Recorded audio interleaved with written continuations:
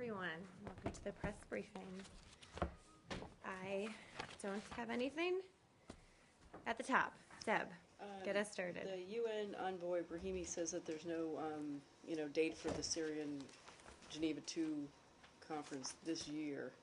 So, does that mean there's not going to be one this month, and not going to be one in December? So it's postponed, and the earliest it could be would be next year, and can you give us an idea of how this came about? Well, the deliberations, it's my understanding, are still ongoing in Geneva, and they're still ongoing about the optimum date for the conference. The meetings, as I said, I don't believe have finished quite yet. I think we'll probably be having a discussion later today and over the next few days about what comes out of these meetings. The conference will happen as soon as possible, understanding that there is still work that remains to be done. Again, we're talking right now in Geneva with the Russians and the UN about how to move forward on this. Yeah, but I mean, the whole idea was to have it in this month, okay? Mm-hmm. And as of last week, we were still talking about having it this month. Mm-hmm. So what transpired at the meeting that's made it so that it's not this month, and now... I'm not saying it's not this month. Yeah. I'm saying that the meetings and the deliberations are still ongoing. Well, I know, but Brahimi's coming out and saying that, it's not going to be this year, so...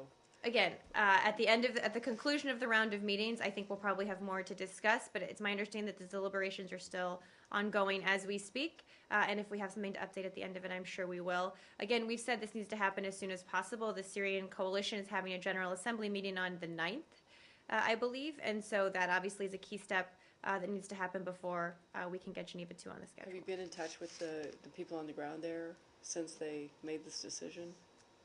People on the ground where? In Geneva? Yeah. Mm-hmm. The last note I got from our folks on the ground in Geneva was that the deliberations are ongoing and that nothing has been decided in terms of date at this point. Well, the Russians are saying it's not going to happen. And all I can tell you is what our folks on the ground tell me, okay. Which is that the deliberations are ongoing and that nothing's been decided about a date yet. That's all I can convey. Doesn't that frustrate you when they say that to you? No. No? Okay.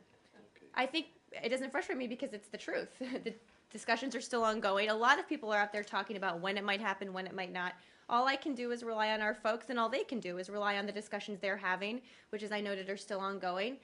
Again, I leave tonight for Geneva to go into a different set of discussions. I'm sure we'll talk about it more on the ground. And just so we're clear, it sounded from your response to Deb's questions that you're not expecting a decision today, for example. On date? On dates or whether it'll happen this week or not. You said, I'm sure we'll then talk about it for the next couple of days. Am I correct in understanding? I meant talk about it with you. I'm sorry. The Syria discussions, again, are ongoing, but I don't want to prejudge what will come out of these discussions today. But again, there's been no decision on a date. That may happen in the next few hours, but I don't know if it will, quite frankly. And our point has always been that a couple of things need to happen before we can announce a date, and we don't just want to announce it to announce it. But yesterday, you said yesterday we are still targeting November. Can you repeat that today? I mean, are you still targeting November? That's certainly been our target. I don't want to get ahead of the discussions that are happening on the ground. Again, I got a note right before I came out here from them, but these are ongoing, and I don't want to get ahead of the process if they're having discussions on the ground that have changed that in any way. I don't know that it has. I just don't want to prejudge the outcome. But is that still your target? It certainly was going into these discussions, yes. But you don't know. But you don't know if they are today. It certainly was today, yes, but I don't know. Okay. I don't know what the discussions in the last, 10 minutes or 15 minutes since I've been getting ready to come out here. Again, I'm not trying to be too cute by half here. These are discussions that, as you know, are very complicated, and we'll have a full readout, I'm sure, at the end of the meetings. Anything else in Syria? Yes. You are mentioning the word on the ground, and you are talking about Geneva. What's the other real on the ground? In Syria? In Syria. Are you seeing any changes happening? Any deterioration is taking place? Or it's because we are now for a few weeks we are talking about something, and people are talking with assuming that the reality is on the ground, the real ground, not Geneva, is like somebody who's sitting in intensive care and we are taking care of it. No, it's not that. It's getting worse. I mean, what is your understanding of what's going on in Syria? Is it, the possibility of the political solution I know it's a must, but is it possible or not? Or how it can be done? Who is going to participate? Who is going to be there? Well, it's certainly possible, and indeed, as you said, it's what needs to happen. to get the outcome here that's best for the Syrian people. But of course, it's difficult. In terms of the military situation on the ground, obviously we continue to monitor it. We haven't, to my knowledge, seen a shift one way or the other from where we've been over the past several weeks in terms of the balance of power on the ground. Obviously, the CW effort moves forward. The humanitarian situation, as we've talked about in here quite a bit, with winter coming, has gotten quite dire. It's been dire for some time, but it continues to get worse. So that's why we've encouraged folks who have leverage with the Assad regime to encourage them to allow humanitarian assistance in. So there's a lot of different pieces that play into what's going on the ground. But what we're focused on in Geneva right now is getting the parties to the table to negotiate a political transition here, because as we've said, that's the only outcome that will be in the interest of the Syrian people here. The Russians are still insisting that Iran should attend Geneva too. Have you discussed this and made any decision? Well, our position on that hasn't changed, that any participant in Geneva 2 needs to fully accept and embrace and endorse the Geneva 1 communique. Today's meetings in Geneva were focused on discussing participants, delegations, and what would be included in a Geneva 2 agenda. As you know, those are discussions with the Russians, but beyond that, I don't have more specifics at this point. And since you discussed it, no decision has been made? Again, the meetings are ongoing. No decisions have been made about these issues. They're complicated issues, but we'll keep talking about them. On the OPCW, they've reported that they may run out of funding by the end of November. Is there going to be any effort on the part of the U.S.? Is that me or you? I don't know, to allocate more funding to them, or any efforts to work with allies to devote more to that? Well, we actually don't share that assessment, and I'd make a couple of key points. First, the OPCW can obviously speak for itself, but in general terms, we don't share that assessment. A couple of points. The article said that more cash will have to be found soon to pay for the destruction of poison gas stocks. Well, the OPCW doesn't do destruction. It does verification and monitoring. So clearly, that's one fact that's in the lead of this story that just isn't factually accurate. But we don't share that assessment. The OPCW has received over $14 million in funding commitments and air transportation and armored vehicles for the inspection teams. The U.S. has contributed $6 million, including direct financial assistance to the UN and to the OPCW trust funds set up to support this project. You're right that we do encourage nations, and we are encouraging nations to provide support, including personnel, technical expertise, information, financial equipment, all of the above. That will be ongoing. This is a very expensive thing to do. But I do take a little bit of issue with the assessment that was in this story. Do you have any say about how and where these things are going to be destroyed? Do we, the U.S.? Yes. Well, in the Geneva framework, the U.S. and Russia determined, spoke to this issue a little bit. Obviously, we said for some time that no decisions regarding destruction in any third-party state, I know there have been some rumors about this, have been announced at this point. It's an ongoing topic of discussion where it's safest and easiest and makes the most sense to destroy the stockpiles. That discussion's ongoing. The U.S. doesn't have an opinion on whether it should be done within the country or in another country? I'll check and see if we have an opinion. I know there are pros and cons to a couple of different scenarios here. I'll double check and see if we have one, but I'm not sure that we do. But I'll check. Apparently Syria wants it to be done outside. I'm happy to check on that. I just don't know if we have a position on what's preferable. Okay. Mm-hmm. Maria, are you discussing this Geneva issue with the allies and partners? I mean, the like Saudis, Qataris, and Turks are Geneva helping. 2? Geneva 2. Mm-hmm. They are helping you to convene this meeting in Geneva to convince the opposition to join this event? Absolutely. The secretary was just in Saudi Arabia recently, where he talked about the breadth of issues with King Abdullah and other senior officials. Obviously, a key part of the Syria discussion is how to get all the parties to the table for Geneva 2. Certainly is always a topic of discussion with our allies and partners in the region. So are Saudis on board to convince the opposition to?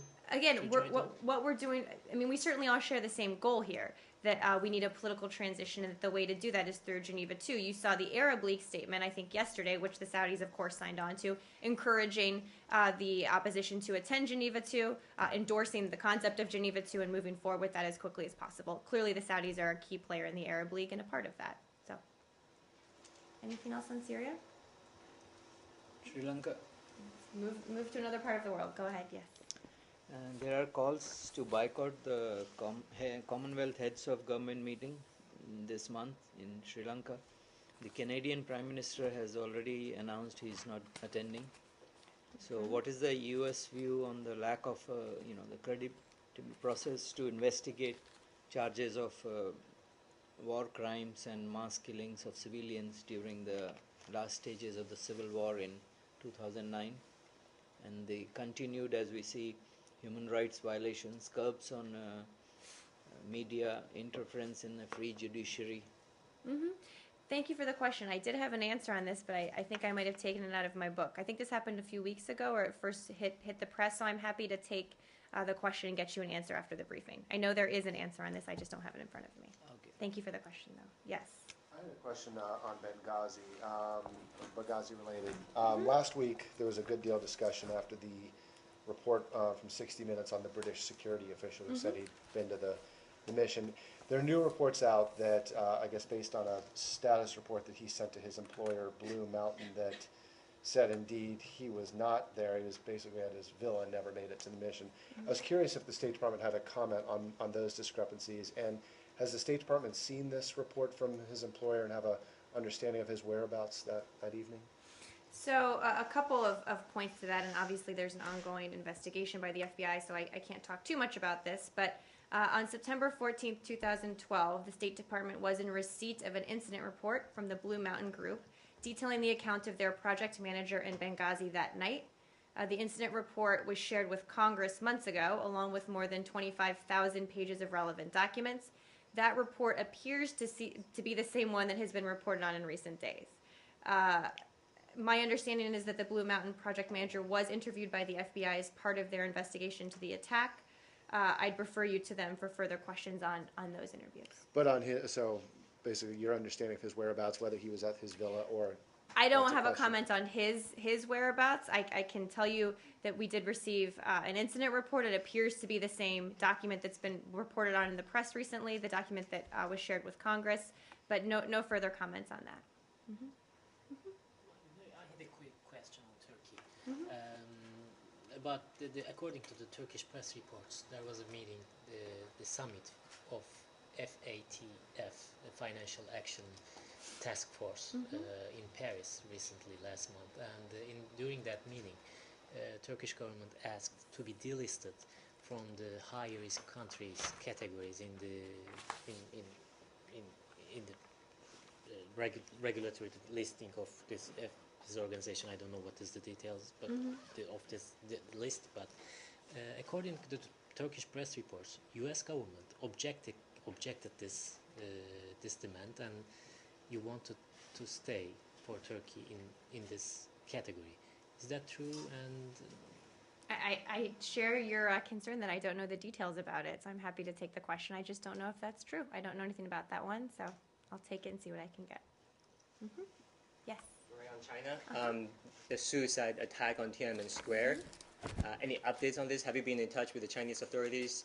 Do you think this is a terrorist attack as labeled by the Chinese authorities? No update from yesterday. We're obviously continuing to monitor the situation closely and determine the facts of what happened on the ground. Obviously, we know the Chinese authorities have arrested, I think, 5 individuals related to the incident and have declared it an act of terrorism. We're still looking into it, and as we have updates, I'm happy to share them. Just no new update. Chinese governments are officially showing their frustration to the Western world that they are distorting the facts and trying to make it as a ethnic issue and trying to find an excuse for the terrorists. Are you doing so? Well, I certainly haven't characterized it in any way. I haven't characterized the attack in any way, so I would take notion with that. Obviously, we don't excuse acts of terrorism anywhere, but in terms of this situation, we're just going to get all the facts before we make a further comment. Yes? Yeah. Has there been any change in the visa policy for Narendra Modi, the Gujarat minister? No change in our long-standing visa policy.